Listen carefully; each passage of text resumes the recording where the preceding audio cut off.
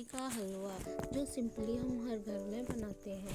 उसमें लेंगे हम 1 चम्मच घी और थोड़ी सी सूजी।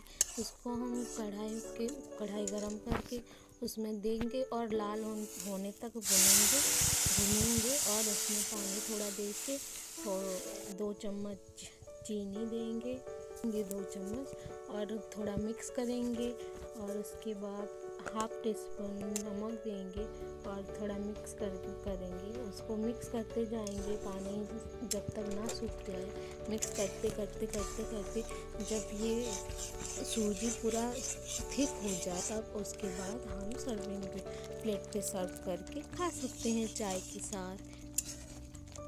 Thank you.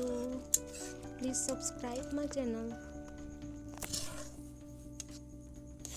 ये है मेरा आज का सिंपल सा नाश्ता। Thank you so much. Bye.